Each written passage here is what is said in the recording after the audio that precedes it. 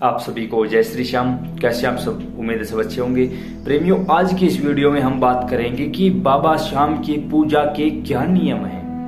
हमारे पास आप लोगों के फोन आते हैं, कमेंट्स आते हैं, मैसेज आते हैं कि बाबा श्याम की पूजा के नियम बताइए। तो अब हर किसी को फोन या मैसेज द्वारा नहीं बताया जा सकता, तो हमने वीडियो बनाने की सोची। वीडियो आप लोगों तक पहुंच रही है और इस वीडियो को सुनने के बाद आप अन्य प्रेमियों के पास भी जरूर पहुंचाना, ताकि उनके मन का ये डाउट है ये भी दूर किया जा सके। वैसे तो बाबा श्याम की पूजा का कोई नियम नहीं होता, लेकिन जब हमें कोई काम करवाना होता है भगवान से, तब एक नियम की जरूरत पड़ती है। सबसे पहले आप अपने आप से एक नियम बनाइए। हम हर रोज बाबा श्याम की पूजा करेंगे, चाहे मेल हो फीमेल हो, कोई भी हो, आप एक नियम बनाइए। ज्यादातर पूजा बाबा श्याम की या किसी भी देवी देवता की शाम के समय की जाती है, क्योंकि शाम के समय हमें थोड़ा सा समय मिल जाता है बाबा के संपर्क में जाने का। क्लियर। अब मान के चलो आपने नियम बना लिया कि हम शाम को 7 बजे, 7:15 बजे, 7:30 बजे बाबा की पूजा करेंगे। ये उदाहरण है, आप कोई भी नियम बना सकते हो। 7:15 का आपने नियम बना लिया, कोशिश करिए कि सवाई पर काम किया जाए। 7:15, 6:15, 8:15 जो भी हो सके सवाई पर काम किया करो। ये और भी अच्छा समय होता है, अबूझ मुहूर्त होता है, किसी से पूछने की आवश्यकता नहीं होती। अब मान के चलो आपने 7:15 बजे का नियम बनाया है कि 7:15 बजे बाबा की सेवा करेंगे, बाबा को नहलाएंगे, बाबा की पूजा करेंगे। उस समय आज से लेकर हर रोज तक 7:15 बजे ही आप सेवा करें, समय ना बदलें। जब आरती का समय बदलता है, क्योंकि सर्दियों का समय अलग होता है, गर्मियों का अलग होता है, तो फिर समय बदल दें। सर्दियों में उसे 7:15 से 6:15 पर ले आए, ठीक है, उसके अनुसार समय बदल दें। लेकिन नियम रखें कि इस नियम के अनुसार पूजा होगी, वही नियम चलना चाहिए। ऐसा क्यों कहा हमने?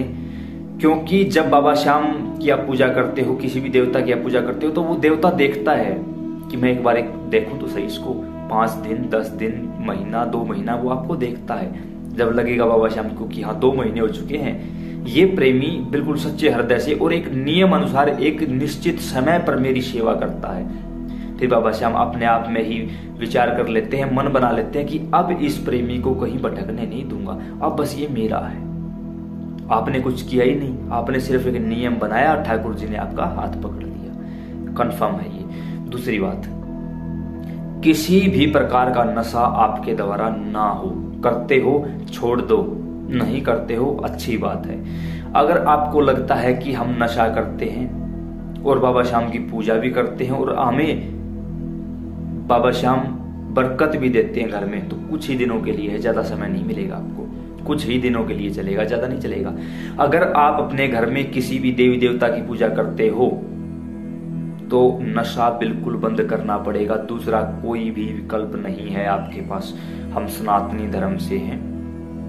कोई भी, चाहे आप मंदिरों में खड़े रहो, गंगा में खड़े रहो, यमुना में खड़े रहो, चाहे साक्षात आपके सामने भगवान बैठे रहें, चाहे आप किसी भी देवता को मानते हो ना मानते हो, अगर आप कोई भी नशा करते हो तो आपकी पूजा कभी स्वीकार नहीं की जाएगी। इसका ये मतलब नहीं है कि काफी महिलाओं के हमारे पास फोन आए हैं कि हमारे जो घर वाले हैं वो शराब पीते हैं या कोई और नशा करते हैं, उससे आपको दिक्कत नहीं होगी। पहले प्रयास करो उनको रोकने का।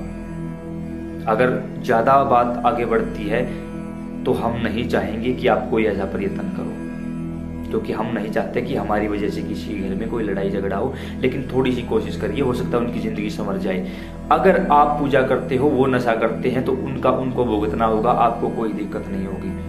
और अगर उस इंसान को लगता है कि मैं रात को दारू वगैरह पी लेता हूँ, जो मेरी घरवाली है ये पूजा करती है, बस बाबा खुश है, तो ये बहुत बड़ी मूर्खता है। अगर आज आप पूजा करोगे तो ही उसका फल आपको मिलेगा, अन्यथा सवाल ही पैदा नहीं होता कि किसी के हिस्से का फल आपको मिल जाए। कभी नहीं होता ऐसा, कभी भी नहीं।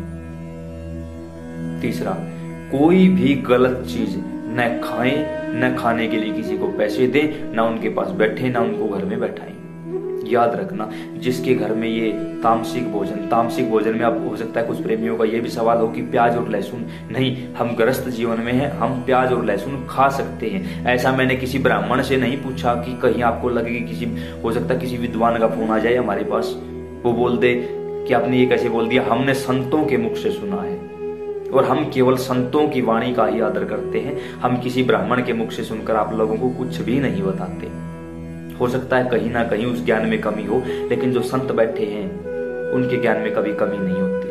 संतों के मुख से हमने सुना है कि जो एक नियम पर चलते हैं उनके लिए प्याज लहसुन वर्जित है, जो गृहस्थ जीवन में है उनके लिए बिल्कुल भी वर्जित नहीं है। आते हैं हमारे पास फोन कि हम बाबा की सेवा करते हैं, तो क्या हमें प्याज लहसुन खाना जरूरी है या नहीं? नहीं, वो आपकी मर्जी के ऊपर डिपेंड है। अगर आप प्याज लहसुन के बगैर चल सकते हो तो ये अति उत्तम बात है। नहीं चल सकते तो कोई दिक्कत भी नहीं होगी, कोई परेशानी भी नहीं होगी आपको।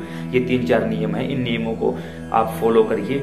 बाबा श्याम अति शीघ्र आपको दर्शन भी देंगे, सारे काम आपके बनाते रहेंगे, कोई भी काम रुकने नहीं देंगे बाबा श्याम। जब भी आपको लगे कि आज हम बाबा की सेवा नहीं कर पाए, पूजा नहीं कर पाए किसी भी कारणवश, उस समय आप जहां भी हो हाथ जोड़कर कहें, ठाकुर जी आज ऐसा क्या अपराध हुआ इस दास से जो आज आपने अपनी पूजा का, अपनी सेवा का सौभाग्य नहीं दिया। चलो कोई नहीं, इसमें भी कहीं ना कहीं मेरा भला होगा।